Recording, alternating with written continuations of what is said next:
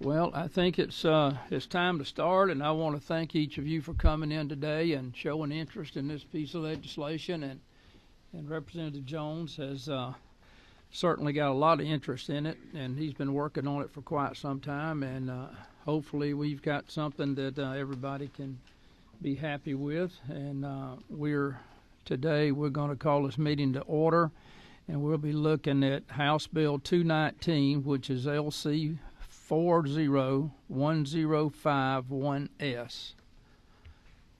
Everybody got that? Yes, sir. And if you care to speak on the bill, I'd like for you to sign up either for or against. I'd like for you to come up here. Put this down at the end of the table for a few minutes, if you would. If you want to speak for or against it, and if you for or against, write it on the sheet whenever you sign your name. And with that, Representative Jones, we're going to open it up for you. Green light came on.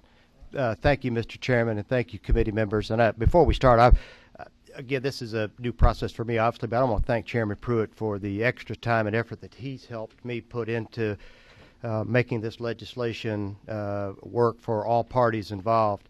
I also want to thank the Georgia Apartment Association and the members of the Department of Health who are also actively involved in a number of meetings to get us to this point where, again, I think we have a bill that satisfies my original intent and does not disrupt the management and safety of pools in the state of Georgia.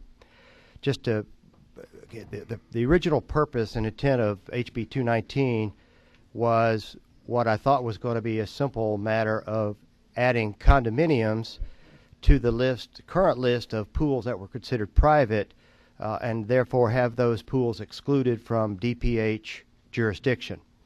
Well, the web got a little bit complicated, and it ended up being more involved in that. But again, through our negotiated effort, we have achieved that goal of including condominiums as private pools.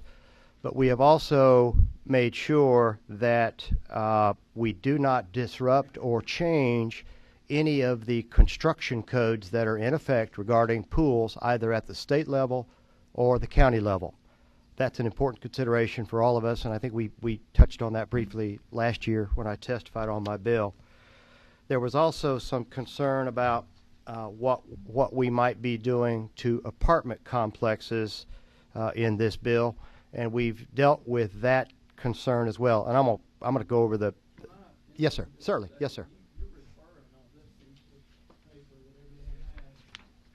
To blue and white counties, but there's no map. Okay. I didn't have a color printer. I can share with you the copies that I have.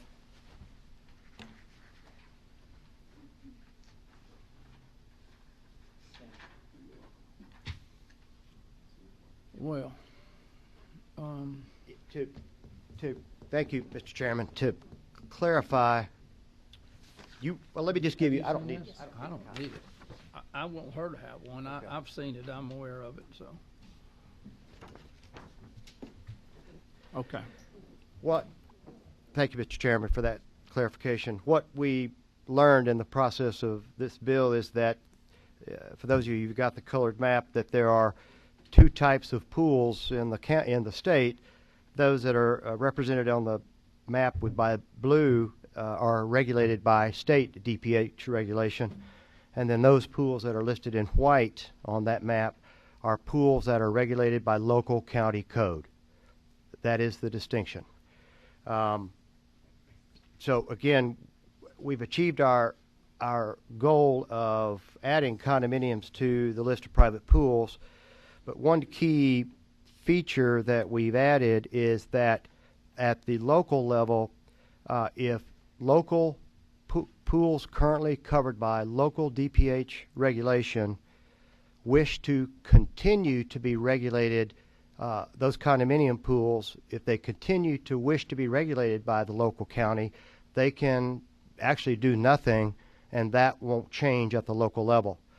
What we added was an opt-out feature that what are now private pools by definition can elect to opt out of county control, would therefore come under state control and under the state definition, condominiums are considered private and are therefore not regulated for safety purposes.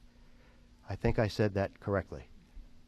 The other feature that we had in the original legislation that we've strengthened is that we are allowing by code for owners or property for the owner or property owners within a condominium complex or other pools that are not covered by DPH to request DPH to make a site visit for safety evaluation purposes.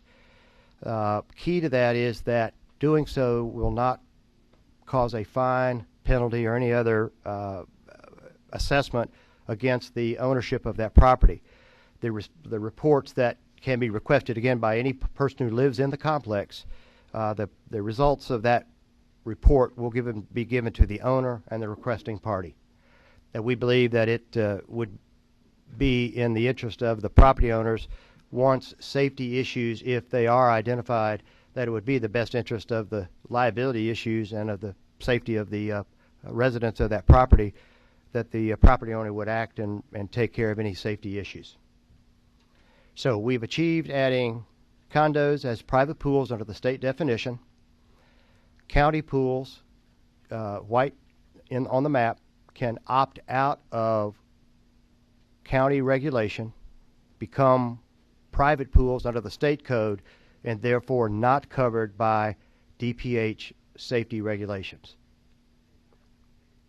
I think that explains the bill. Questions? We will open the floor up for questions.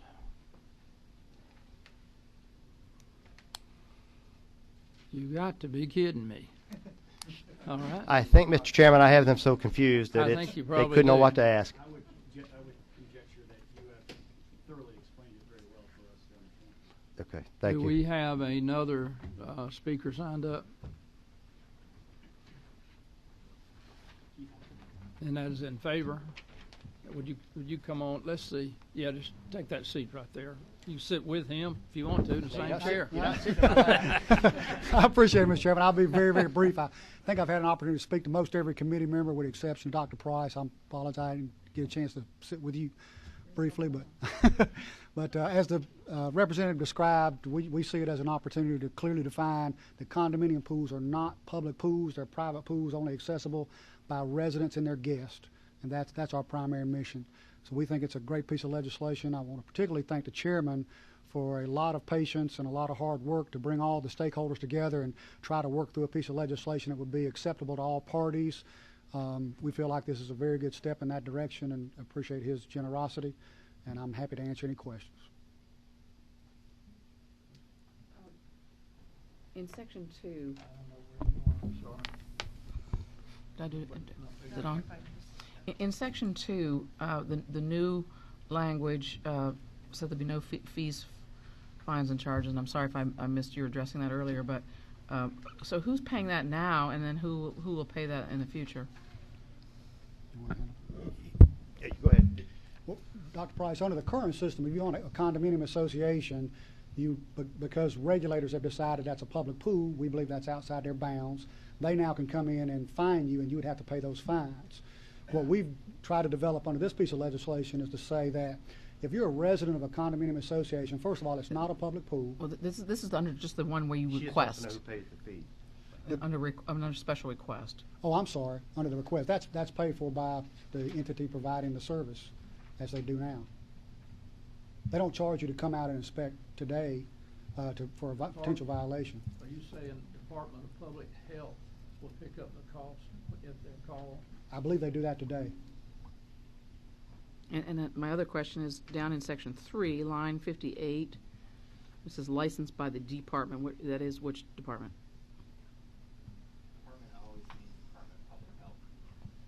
In this chapter. Okay. All right. Thank you.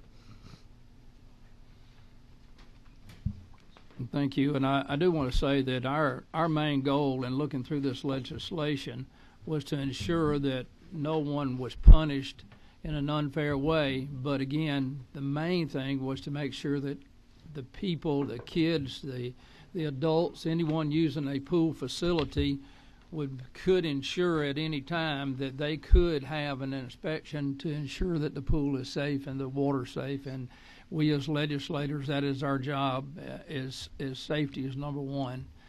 Does anybody else have any questions?